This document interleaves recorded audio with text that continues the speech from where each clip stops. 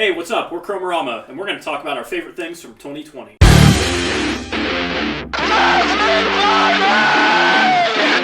I'm Zach. I play bass. I don't know why I expected more. What's up? I'm Cam. I'm the drummer. So I'm Jeff. I do vocals. I was gonna say Miyama, but no. What's up? My name's Dave, and I play guitar. So first up, we're going to talk about our favorite movies of 2020.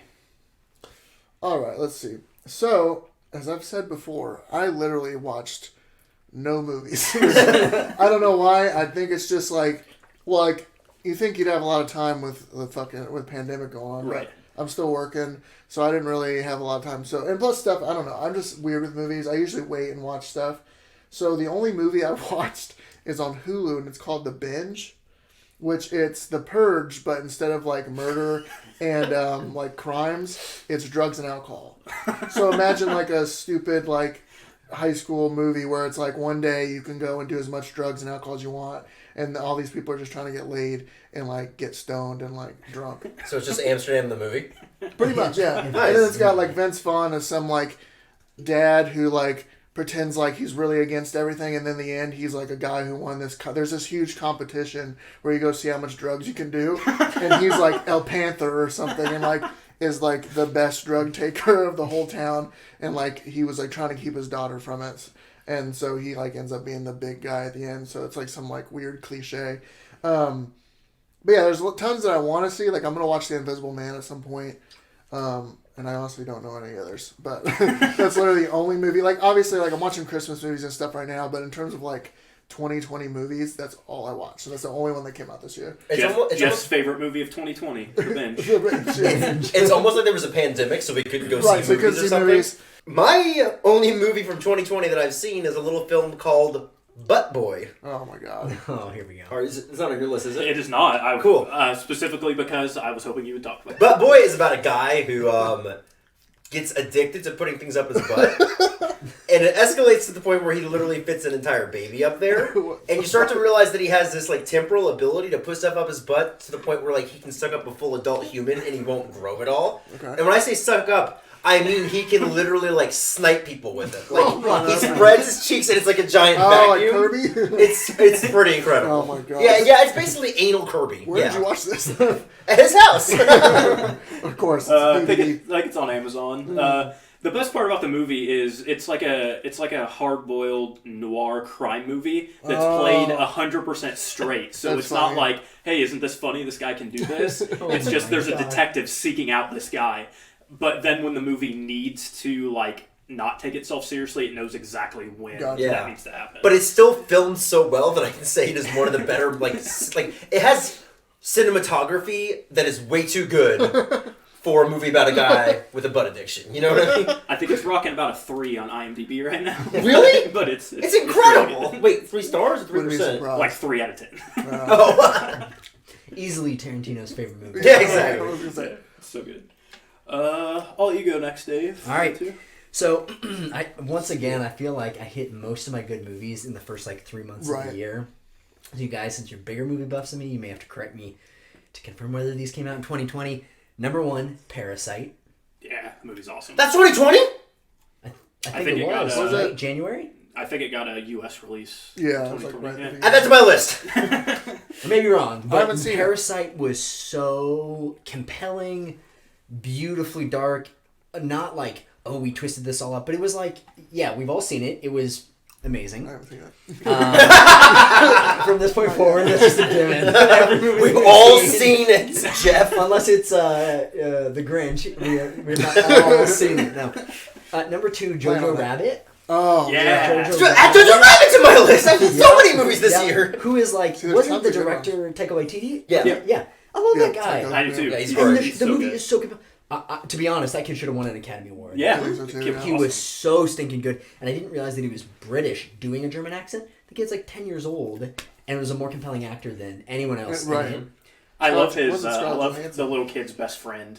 Yes. That kid is so awesome. I feel like Taika Waititi loves that card of like pairing up. Yeah. Anyway, yeah, so they both killed it. And I love anything that makes fun of Nazis. And, Right. yeah. In today's society. Yeah, love that. And then, so here's my third place. Could have been second place, was The Gentleman. Mostly because yeah. Charlie Dunham is don't a see that, yeah. stud. Uh-huh. But like, when was the last time you saw a movie with Matthew McConaughey where Right. he kept his shirt on the whole time, first of all, and you didn't want to like poke your eyes out with a Or he wasn't Right. slamming chest or something. yeah, with a grapefruit spoon. So those are my top three, mostly because high rewatchability Yeah. in our home. All right, so Zach, your book. there weren't a ton of movies in 2020 that I watched. Yeah. I kind of kicked back and watched some classics I hadn't seen. But as for 2020 movies I really liked, Invisible Man was incredible. Great horror movie. Highly recommend it. Another good horror movie I really liked was a movie called Scare Me. It is on Shudder, which I highly recommend if you like sort of scary movies. It is a horror comedy, and the setup is pretty much exactly what I would hate in a movie. It is people in a cabin that are telling and making up stories to each other, which sounds like the worst night for me ever. But it is hilarious and actually kind of scary. Chromarama Retreat. And then my last one for the top three is a movie on Hulu called Palm Springs. Yeah. That movie is incredible. Good choice. It does. I don't want to give away any setup for it because I think you should really go into that movie blind. Andy Samberg. But yeah, Andy Samberg, Gotcha. and he is incredible in that movie. Highly recommend it. Next up, favorite TV shows. Should Dave maybe start? Yeah. Dope. But I already talked too bad. much. Can you splice it where I talk less? Would you rather me take Guess this one who's first? back? I'll go. TV shows. Number one, I gotta do it because I gotta do it. You would assume The Office, but that's not even on my list. Even though I'm the biggest Office fan. Always, yeah. Brooklyn Nine-Nine. Oh. 7th season. After having been just the whole drama surrounding it. Oh man, it was so good. Loved it. Drank it up. Number 2, Schitt's Creek. So sad that it ended, but dang, was it good. And just really impressed. Tiny Canadian production. Now one of the biggest in, streamed comedy right now. So good for them. If you haven't seen it, I would definitely recommend it. Easy to get through. Number 3. Give me grief if you need. The Great British Baking Show. No, dude. No grief here. Episode. I love that, right? It is I like so cooking shows. pure and enjoyable. yeah. And yet I know nothing about baking. Oh, yeah, of Right. course. I will burn making breaks. Yeah. Yeah, so anyway, those are our 3 staples, my wife and I. Honorable mention, and in moving this honorable mention instead of top 3 because it turned to garbage. Vikings. Okay. Last season comes out, and you're like, oh, how's this gonna go? And you just feel like the writing and the not necessarily the production quality, but the acting and the quality of story, it just went to hell in a handbasket. Was that this year? Or was Yeah, it was basically the continuation of the 6th season that ended it out. Oh, okay. I was believe going to say, aired yeah. this past winter, spring. So That's always the worst after you invest a bunch of I time. know, so for much real. seasons. Oh, also my hair inspo. Just so you guys know, by next year when we're actually gigging, this hair will be double this length because I'm literally gonna bleach had it one. and Viking braid it into a Ragnar Lothbrok Nice. Viking braid. So just a heads up. I was going to say, I love baking shows. I watch MasterChef, but I was going to say, Yeah, MasterChef's awesome. MasterChef's good. I love Good choice. Gordon Ramsay, but I was going to say, first time and last time I ever made cookies, I would not feed it to my dog. So. I can cook, though. Can't bake worth a damn. All right, Jeff, you want to All right. hit it up next? So, a lot of what I watch is anime. No surprise. Actually, though, the first one, Supernatural, Oh, good choice. season Yeah, 15. It ended this year in November. I'm catching up. They just put it on Netflix. Crazy. It's a favorite of me and my wife and a friend of ours. So we've been getting together watching it. So I will finish that within the next week or two. Really excited. My wife turned me on to that show. It's not something I ever thought I'd be into because you think, oh, it's two handsome dudes. Obviously it's. I mean, a lot of the fans are. Hey, I get it. For sure. No, they're good looking dudes. No problem. I follow them on Instagram. What's up? Hit me back. But no, it's actually when it gets into it, it's really compelling. There's a lot of really good characters. They have a lot of really good concepts. Obviously, the first couple seasons are just killing monsters, and that's totally cool. But then it starts getting to real deep stuff, and it's actually a really good show.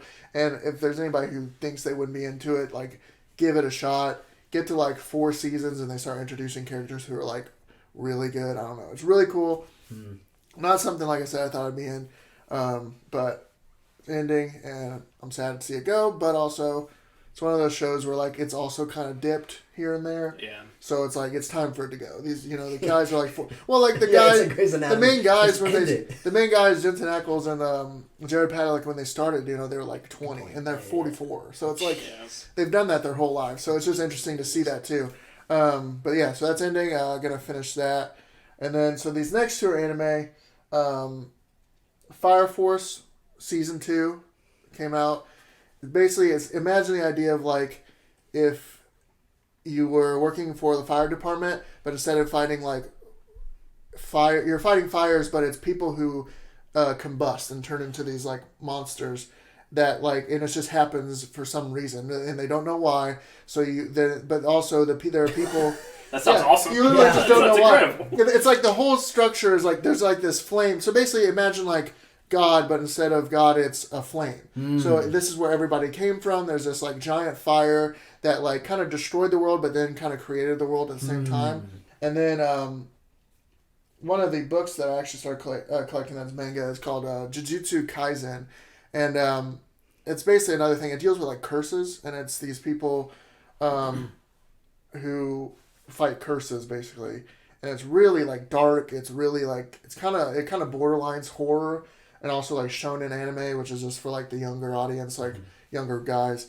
And it's really and it's got like a deeper thing to it. It's like this guy who he's introduced this one day where like he's at school and these curses attack, and he eats this guy, this like demon who's like the strongest demon or whatever. He got captured a long time ago, and they separated all of his body parts into different pieces. And this kid one day ends up eating one of his fingers and gets him inside of his body, and like somehow is able to control him. So he's like put into this world of like, okay, well, you're going to be a jujutsu sorcerer who's going to fight curses, and then it gets into like deeper stuff like that, and it's like, so like that's what I've been watching too, and that just started this year. It just got serialized. Really good if you like shonen anime. If you like, it kind of reminds me of like Goosebumps mixed with anime, which is really cool. That sounds awesome. Just like the feel of it, and so that one I'd definitely recommend. So mine this year, I actually didn't watch a ton of television, but I watched Big Mouth. Big fan of that. Great comedy series. Heard a lot, Yep. yeah. Good pick. Always willing to really push that bar. Saw the third season of Castlevania. Incredibly animated show. Beautiful. Like, I just love the direction they're taking there. Like, I haven't played many of the games, but the show is just awesome. It has incredible fight scenes, great characters, great character development, just great all around. And my final one is The Mandalorian. I am an incredible Star Wars fan, and I'm at a point now where I think the TV shows they're coming out with are actually better than the movies, and The Mandalorian is an excellent case of that. And for honorable mentions, I'm not through it yet, but I've been really digging the second season of The Boys. Incredible. Incredible I love the first television season show. of The Boys. It's on my list. So good. It's so good. Such a dark but like realistic approach of like what it would really be like to have superheroes. It's incredible. It's on my list. Jensen Ackles, the guy in Supernatural, that he's going to be in the next season. Yeah. Oh, So nice. I'm really excited. So I need to catch up so I can see that because I've heard only good things from you guys, and also like the reviews have been like stellar for it. So I really need to watch it. Any more?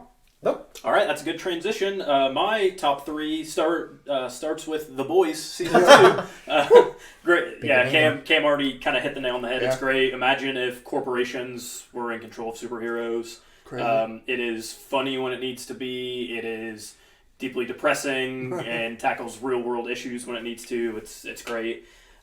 Second one is What We Do in the Shadows season 2. It's so good. That's Taika Waititi. No, he did the movie. Yeah. He directs a couple episodes. Of Oh, the cool, series. cool. So if you've seen the movie, it's a mockumentary based on vampires in New Zealand. And then the show takes place in America, and they add a energy vampire, which is incredible. One of the best parts of the show. Highly recommend it.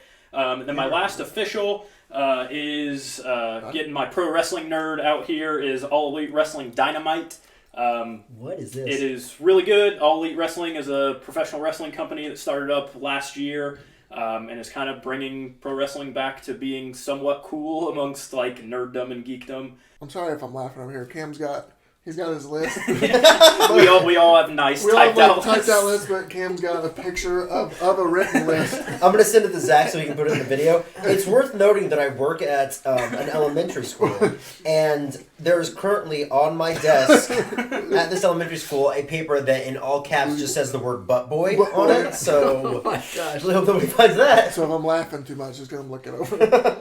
It's actually almost illegible, and I didn't write out the full names for most of it, so I was sitting here looking at one of the albums I wrote, and I went, I only wrote half the name. What is this? Well, the crayons he used weren't very sharp. So. Yeah. Cam, you want to start us off with video games? Sure. Right, so let's do it. My top 3 this year. Yeah. I actually, before, I want to say that I think one of them you're going to say is going to be on Jeff and I's as well. Probably. Most of them will be. I think one of them is. I think I'm going We to line share up one pretty with well, you. yeah. I think I'm going to share one with you and 2 with him. Okay.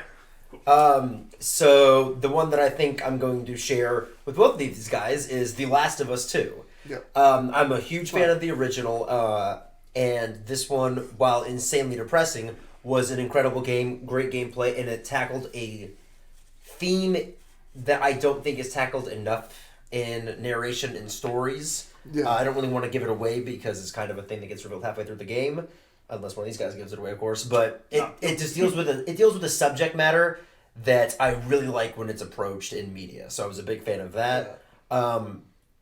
I also have the Final Fantasy VII Remake on here. Final Fantasy VII was the video game that got me into RPGs, which is my favorite genre. For sure. And so that game has always held a special place in my heart. Final Fantasy is one of my favorite series. I was really, really nervous about this remake falling flat, but I was blown away by how good the combat system was, by how respectful of the original game it was. There were scenes that would happen that I forgot were in the game, and they were just represented perfectly. And even the stuff they added just fit so well and really just expanded the universe. And they took a banging soundtrack and respectfully remastered and remixed everything in an absolutely incredible way. And finally, Jamming hard. What's that? I was jamming hard. Right. It's awesome.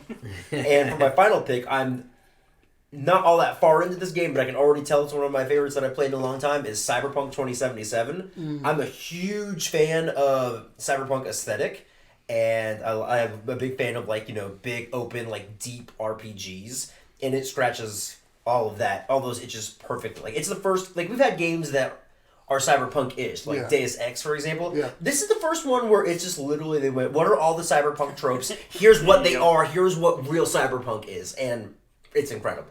I'll go ahead and talk about the ones that you already kind of hit. I mean, my Last of Us Part 2 is my honorable mention.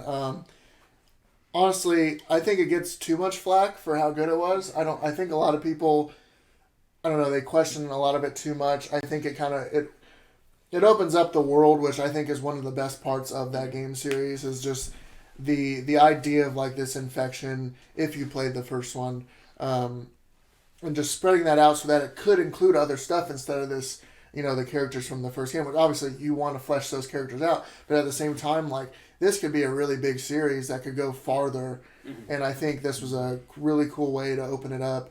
And I think I don't know if this isn't really spoilerish, but it kind of touches on the topic of vengeance, which I think when you see this in video games, a lot of times you only get one side of it. You only get where it's somebody gets their vengeance and they're cool, awesome, but you don't see how it affects both sides. And I think that this game kind of dives into that idea of it's like an Ouroboros, like a snake eating its own tail.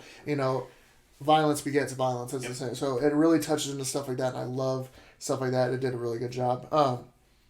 My main 3, the first and number 1, and the latest one I played is Ghost of Tsushima, which is a fantastic game. I love samurais. Samurais are dope. The time period. I love obviously Japanese influenced games. And it's just really good story, really good gameplay, and I think all around it. I don't think there's a game that I've ever played that made me feel cool as I'm playing it. And I'll be sitting there screaming, and my wife's like, "What's going on?" I'm like, "I just murdered these 3 guys." So cool, and it's like a kung fu movie almost, in a video game. And it's super respectful of, it very much the is, culture it's evoking as well.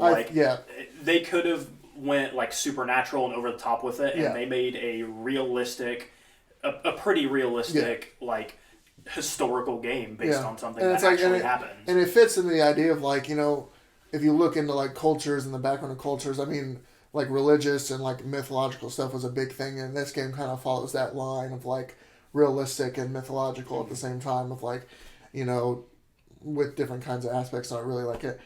Second one, I don't think the original came out this year. It might have come out in 2019, but they had a Royal Edition, Persona 5 Royal Edition. I haven't played Royal Edition, but I played the first one. Honestly, not a cooler game aesthetic-wise. Like, that game is so good. Another game with amazing audio the whole time where I'm just sitting there, like, just jamming while I'm playing it. My wife watched me play it the whole time just for, like, listening to the music because it was so good. And then 3, Final Fantasy VII Remake. Again, just like Cam said, the first JRPG I ever played was Final Fantasy VII. Final Fantasy is like one of the biggest series that like usually I can like play one of those games no matter what. Like I played Final Fantasy IX probably like 10 times in my lifetime and never gotten tired of it. So it's nice to see some of these old familiar faces. Cloud obviously is such a cool character. And like that whole story, and just to see it reworked. And then for me to get into the ending and just like not knowing kind of what's going on, and you kind of have an idea, but at the same time they've kind of changed it up a bit because that's what a lot of people worry about. They didn't want just a strict remake. So this one definitely kind of takes you down a nostalgia route, but at the same time kind of throws you off a little bit. So that was like, those are all the games that I really enjoyed. What an odyssey we've been on so far. I was gonna say, yeah. I'm going to probably be the most boring because I like only play the same things over. That's fine. The first half of my year was defined by way too many hours days spent playing Fortnite and WoW in rotation, whether my friends were on or not. If they were, we'd squad up, go snap up a Vic Roy, and then jump back into Azeroth. I've been playing WoW since I was for 11 sure. years old. I don't think that's going to go anywhere anytime soon. Anyway, but then halfway through the year, especially like midway through working from home and COVID, like made a bunch of life changes. One being like trying to cut down on a ton of video gaming. And converted to the mobile life for a minute. Checked out a lot of Apple Arcade, and yet for some reason Fortnite and World of Warcraft are my top 2 spots. My third though is Candy Crush. Yeah, sounds sure. derpy, No, sounds sure. stupid. I'm on level like 789. It is like so gratifying to win some of these little freaking games, these little multicolored candy. And you're like, and then your lives have to recharge, and like I could be my in-laws in Denver, and they're like, "Why is Dave screaming up there?" Okay, yeah. Honorable mention though, I know it's not a video game because the title I received for this category was only games. Yeah. So, if there are board games or anything, you don't know my family's big into board games. For sure. Like Dr. Lucky, you know. But this year we got Mysterium, which I don't know if you've heard of. Mm-hmm. It's super cool. It is a cooperative board game that just won a bunch of awards. I think the original inventor is from France. And what you do is you team up, and there is one person who becomes the ghost and has to give you hints as you progress through this, like, basically mansion. You have to figure out the location they were killed. You have to figure out the weapon that was used. You have to figure out who the suspects are. But you can only progress one person per round. It is super beautiful. I mean, the art in this game is gorgeous. They have like a computer version of it, right? That they you do could play as an for app for COVID related. Yeah, that's cool. Yeah, it awesome. it was just stunning. So like, yeah. It's not something I'm going to play probably more than once every, like, 4 months. But like, honorable mention. So there you go. I missed an honorable mention. It's okay if I throw it in. Yeah, absolutely. Just want to give you more work here. Yeah, go for it. And for an honorable mention, I want to say Star Wars Squadrons. Yeah. I grew up with like games like X-Wing versus TIE Fighter and X-Wing Alliance, like with, you know, the joystick and everything. So I was stoked for this. Like, I'm a big fan of like space combat, big fan of Star Wars. So I bought one of the flight sticks, like recently, one of those $100 flight sticks. I bought that, and I was like, this is finally a game I can use on it. And it got topped because Zach let me borrow his VR headset. So I'm sitting here like looking around the cockpit like flying X-Wings, and it feels real. One of the coolest gaming experiences I've ever had. Hearing you like nerd out to me when we were playing that online was like the coolest thing It's ever. really Dude, cool. you gotta try it. It's the best. It's so neat. All right, cool. So Last of Us 2 is in my top 3. It's already been talked about. I don't really have anything else to say about it. It's really good. Doom Eternal is in there. I love first-person shooters. I thought the Doom the reboot of Doom, if you want to call it that, in 2016 was awesome. Yeah. I think this one is maybe even better in some ways, gameplay-wise. It's incredible. And then the last of my top 3 is a game called Hades. It is a roguelike game where you play the son of Hades and you're trying to escape hell, basically, and it is a run-based game, which I play a lot of, but what really stood out to me is the writing and characters. In run-based games, there normally aren't really good stories, and this has a really good, compelling story, and honestly has kind of a friendship social link system like a Persona game does. Oh, that's awesome. So you get these items, and then you can take it to, let's say, Achilles. You can take it to him and be like, hey, here's this, and then you learn more about his backstory. And characters will give you better power-ups as your relationships progress with them. So highly recommend that game. It's really cool. It's out on pretty much everything right now. And then honorable mention, I don't really play visual novels all that much, but I played a game this year called Paradise Killer. Yeah. That is a visual novel, like Ace Attorney type game. It does have like movement and stuff, but it's basically just walking back and forth and conducting an investigation in the coolest setup I've seen for a world in a really long time. Imagine they combined like Persona with aliens and like Egyptian gods. It's really neat. Highly recommend it. It's normally on sale for like $15 on PC or Switch, so definitely check that out if you like true crime, if you like Persona, if you like anime, if you like aliens, anything. You should check this game out. And if you don't, you told me about it. So next up is podcasts. So I have 3. The first one, Last Podcast on the Left, which I think will hit a couple people's. Great true crime podcast. Highly recommend it. Gets pretty dark and pretty dark humor as well. And then final 2 kind of go together because they're from the same company. The Giant Bombcast and the Giant Beastcast. They're just gaming podcasts. They're really good. They adapted in interesting ways with COVID stuff happening. So. Dunley? Yep. So one of mine is The Last Podcast on the Left, like you mentioned. I won't go more into detail about that. Halfway through this year, I started listening to the Kinda Funny podcast, which is kind of like slightly gaming, but mostly comedy podcast. Enjoyed that immensely. And within the last week, I have gotten into a podcast called Whatever Happened to Pizza at McDonald's. And I don't want to tell you anything more than that, but I highly recommend you listen to it. Each episode's about 10 minutes long, and it's incredible. It is so good. Make sure you at least get through episode 3. Yeah. It's so good. What's up? All right. Podcasts are a real new thing to me. I actually started listening a lot this year. I listened to like 66,000 minutes of it. So first one, it's like a half. It's a one. They're pretty much the same kind of thing. It's a Sapnin podcast and Lead Singer Syndrome, which is Shane Told from Silverstein. They're both so good. Basically, they're both they're podcasts. They just talk to like musicians and lead singers and just about music. And I think it's really interesting to hear both sides from other people, especially the people that I like.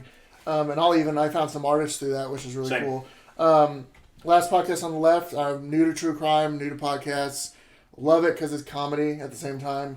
They make me laugh constantly. I look like a fool at work. I'm sitting there working, just start laughing out of nowhere, and people are like, what is wrong with this dude? And then number 3, which is another podcast I never thought I'd be into. It's called the Dead Meat Podcast, which is they review horror movies.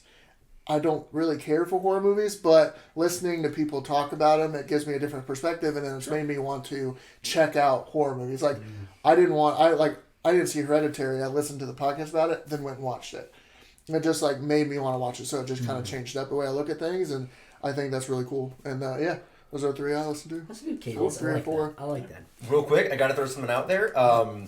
We are at Zach's house right now, and after going through mine, I just got a text from Zach's wife that says, God dang it, I hate you for telling Zach about the effing McDonald's podcast. Amazing. It was like all I was talking to you about yesterday. Well, I'll kick my podcast off. Even though everyone mentioned true crime, it's shocking that no one had Crime Junkie on the list. I do listen to it. Yeah. Ashley Flowers and Britt, come on now. I listen to literally every... I wait for Mondays so that I can get my new true crime. I'm caught up on it. I don't know why. I should have just included it. It's just so good. Very good. For those who don't know, true crime, it's awesome. Listen to it. Local.